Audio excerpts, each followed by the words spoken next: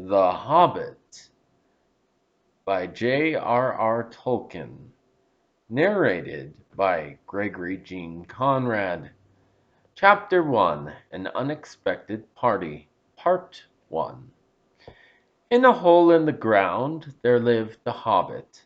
Not a nasty, dirty, wet hole filled with the ends of worms and an oozy smell, nor yet a dry, bare, sandy hole with nothing in it to sit down on or to eat.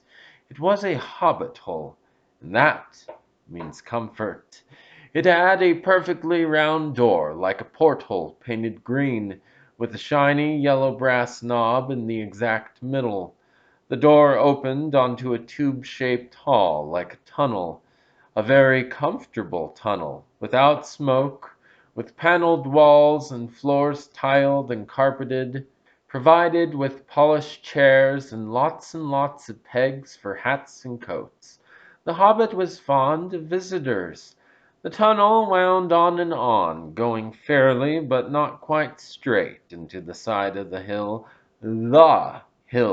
as all the people for many miles around called it, and many little round doors opened out of it, first on one side and then on another. No going upstairs for the hobbit. Bedrooms, bathrooms, cellars, pantries, lots of these. Wardrobes, he had whole rooms devoted to clothes. Kitchens, dining rooms, all were on the same floor, and indeed on the same passage. The best rooms were all on the left-hand side, going in, for these were the only ones to have windows, deep-set round windows looking over his garden, and meadows beyond sloping down to the river. This hobbit was a very well-to-do hobbit, and his name was Baggins. The Bagginses had lived in the neighbor of the hill for time out of mind, and people considered them very respectable, not only because most of them were rich, but also because they never had any adventures or did anything unexpected. You could tell what a Baggins would say on any question without the bother of asking him. This is a story of how a Baggins had an adventure and found himself doing and saying things altogether unexpected. He may have lost the neighbor's respect, but he gained, well, you will see whether he gained anything in the end. The mother of our particular hobbit. What is a hobbit? I suppose hobbits need some description nowadays, since they have become rare and shy of the big people, as they call us. They are, or were, a little people, about half our height, and smaller than the bearded dwarfs. Hobbits have no beards. There is little or no magic about them, except the ordinary, everyday sort which helps them to disappear quietly and quickly when large, stupid folk like you and me come blundering along, making a noise like elephants which they can hear a mile off. They are inclined to be fat in the stomach. They dress in bright colors, chiefly green and yellow, wear no shoes because their feet grow natural leathery soles, and thick, warm brown hair like the stuff on their heads, which is curly, have long, clever brown fingers, good-natured faces, and laugh deep, fruity laughs, especially after dinner, which they have twice a day when they can get it. Now, you know enough to go on with. As I was saying, the mother of this hobbit, of Bilbo Baggins, that is, was the famous Belladonna Took, one of the three remarkable daughters of the old Took, head of the hobbits who lived across the water, the small river that ran at the foot of the hill. It was often said, in other families, that long ago one of the Took ancestors must have taken a fairy wife. That was, of course, absurd, but certainly there was still something not entirely hobbit-like about them, and once in a while members of the Took clan would go and have adventures. They discreetly disappeared and the family hushed it up. But the fact remained that the Tooks were not as respectable as the Bagginses, though they were undoubtedly richer. Not that Belladonna Took ever had any adventures after she became Mrs. Bungo Baggins. Bungo, that was Bilbo's father, built the most luxurious hobbit hole for her, and partly with her money, that was to be found either under the hill or over the hill or across the water. And there they remained to the end of their days. Still, it is probable that Bilbo, her only son, although he looked and behaved exactly like a second edition of his solid and comfortable father, got something a bit queer in his makeup from the Took side, something that only waited for a chance to come out. The chance never arrived until Bilbo Baggins was grown up, being about 50 years old or so, and living in the beautiful hobbit hole built by his father, which I have just described for you, until he had, in fact, apparently settled down immovably. By some curious chance one morning long ago in the quiet of the world, when there was less noise and more green, and the hobbits were still numerous and prosperous, and Bilbo Baggins was standing at his door after breakfast, smoking an enormous long wooden pipe that reached nearly down to his woolly toes, neatly brushed, Gandalf came by. Gandalf, if you had only heard a quarter of what I have heard about him, and I have heard very little of all there is to hear, you would be prepared for any sort of remarkable tale. Tales and adventures sprouted up all over the place, wherever he went, in the most extraordinary fashion. He had not been down that way under the hill for ages and ages. Not since his friend, the old Took, died, in fact, and the hobbits had almost forgotten what he looked like. He had been away over the hill and across the water on businesses of his own, since they were all small hobbit boys and hobbit girls. All that the unsuspecting Bilbo saw that morning was an old man with a staff.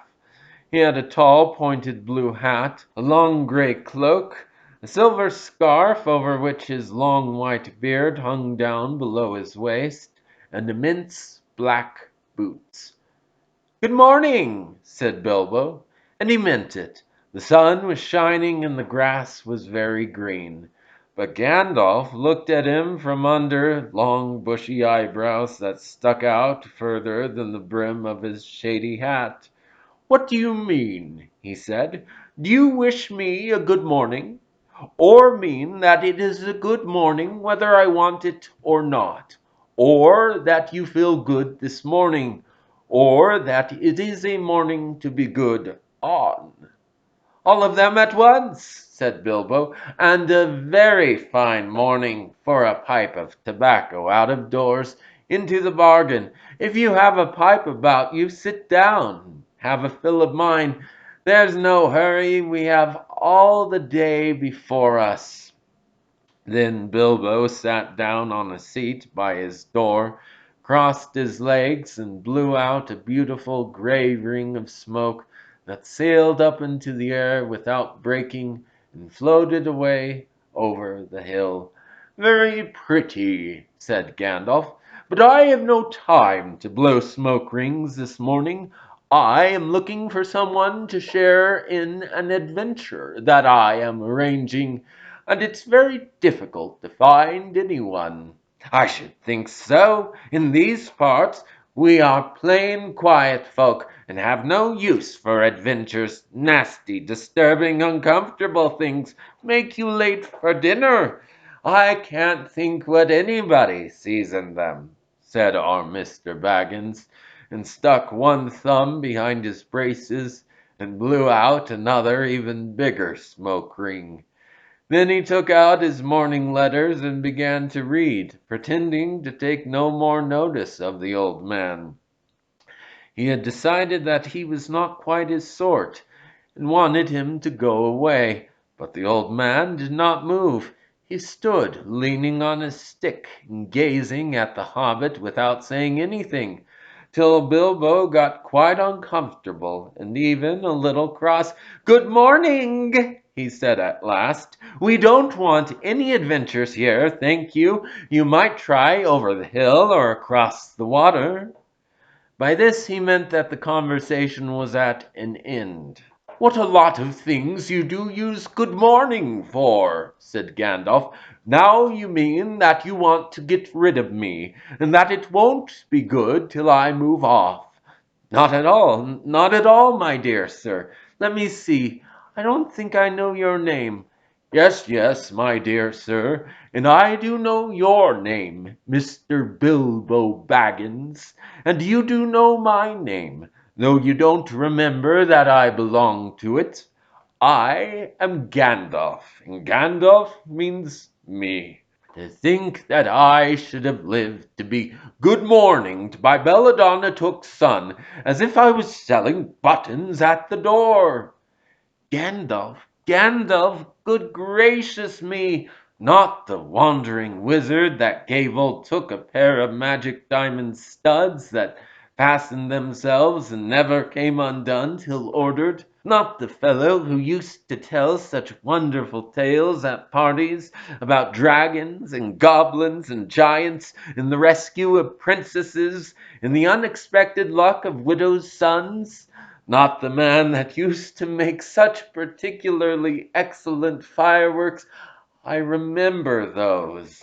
Old Took used to have them on Midsummer's Eve. Splendid. They used to go up like great lilies and snapdragons and laburnums of fire and hang in the twilight all evening. You will notice already that Mr. Baggins was not quite so prosy as he liked to believe. Also that he was very fond of flowers. "Dear me," he went on, "not the Gandalf who was responsible for so many quiet lads and lasses going off into the blue for mad adventures, anything from climbing trees to visiting elves, or sailing in ships, sailing to other shores. Bless me, life used to be quite I mean, you used to upset things badly in these parts once upon a time. I beg your pardon, but I had no idea you were still in business." "Where else should I be?" said the wizard. "All the same, I am pleased to find you remember something about me. You seem to remember my fireworks kindly, at any rate, and that is not without hope. Indeed, for your old grandfather Took's sake, and for the sake of poor Belladonna, I will give you what you asked for." "I beg your pardon, I haven't asked for anything." "Yes, you have. Twice now. My pardon. I give it you. In fact, I will go so far as to send you on this adventure. Very amusing for me, very good for you, and profitable too, very likely, if you ever get over it." "Sorry, I don't want any adventures, thank you, not today. Good morning, but please come to tea any time you like. Why not tomorrow? Come tomorrow. Goodbye." With that, the hobbit turned and scuttled inside his round green door and shut it as quickly as he dared, not to seem rude. Wizards, after all, are wizards. "What on earth did I ask him to tea for?" he said to himself as he went to the pantry. He had only just had breakfast, but he thought a cake or two and a drink of something would do him good after his fright. Gandalf, in the meantime, was still standing outside the door and laughing long but quietly.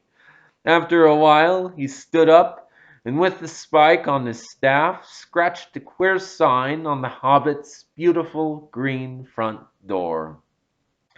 Then he strode away, just about the time when Bilbo was finishing his second cake and beginning to think that he had escaped adventures very well. That's the end of today's reading. Hope you enjoyed it. Don't forget to subscribe, and as always, Hobbit-sized tips are appreciated. Have a good day.